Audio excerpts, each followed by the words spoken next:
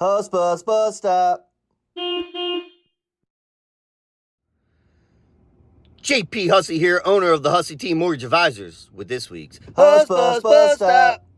I'm driving right now because the spring market is crazy, and I haven't had a minute to sit down in my office and do the bus stop, so I'm doing it now. This is what it is. Just drop the kids off at school. So anyway, today we want to talk a bit about, if you own a home already, right, how to get money or how to be financially savvy, right, with getting money to do repairs, renovations at your home that you own already. All right. Hey, spring market, like you said, a lot of people are buying homes, selling homes. That's great. But right now we're talking about, if you own a home, how to upgrade that home and do it the right way. All right. So number one, everyone's financial situation is different. There is no standard plan to doing this. All right. So that's why you do want to talk with maybe your financial advisor if you have a bunch of investments, and talk to a mortgage advisor that maybe understands finances a little bit and can tell you where to take your money and be honest with you. Because sometimes it's not about pulling money from your house because you have certain money other places. But I digress. All right.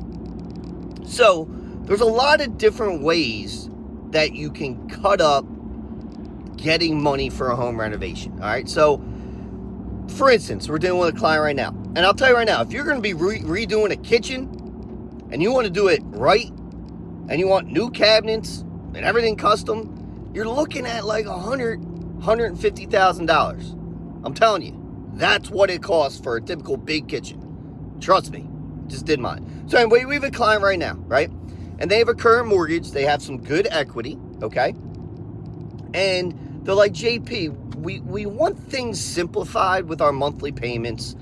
We don't want to pull money from investments. We know we have a bunch of equity.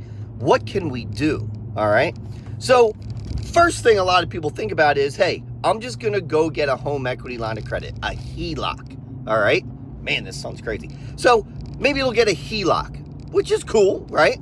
But you have to be a little bit careful with HELOCs. They are usually variable rates, which actually could be good because they actually do, if the Fed does lower rates, that does go lower. So I wouldn't be too scared about that, right? But in most situations, that monthly payment is all interest. So it's a sexy, small monthly payment, but it's only interest and you're not paying it down. All right, but homes appreciate. That still could be a good idea. All right. You could do a cash out refinance, okay? This is where you're going to be simplified in a one new payment. But JP, I have a 3% rate. Why do I want a 6% rate on everything now? That could make sense as well, right? So it's really looking at what you want your monthly payments to be in your budget, and also maybe mixing in some money that you've saved in other investments, all right? Probably don't want to touch retirement. Let that go. Figure out other ways to get money, okay? So for this specific client, they need about $150,000, all right? Actually, the appraisal came in a little bit lower than we expected, which is okay. We were just trying to do a full cash out because they wanted a simplified payment. They didn't want an extra payment with a HELOC. All well and good. But it came in a little bit lower, and we're doing a regular cash out, only getting a little bit, right? Not a little bit, still a lot of money, but we need to supplement with the HELOC, okay? So this is where it can get a little complex. And with their personal investments, all right? So I'm not trying to confuse you right now, but I'm trying to say there's a billion different ways to do this, and everyone's situation is specific to them, all right? So they're pulling money out, and then right when they're done, we're going to go supplement it with a home equity line, right? So they have that line of credit if they need it. They may have enough from this cash out, getting this cash, and then having the HELOC if they need it to supplement, okay? Because that HELOC the rates are still going to be higher than what their first mortgage is going to be.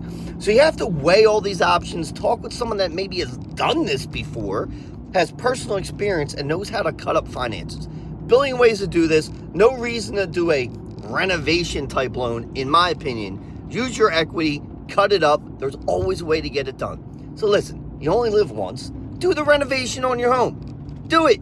Remember, homes appreciate, right? So if your home's worth $500 now, I would assume, like they've done in history, they're only going to go up 500 to 600. So even if you have a HELOC and you're only paying the interest, your home's appreciating, and you pay it off, you're going to counteract that HELOC interest anyway.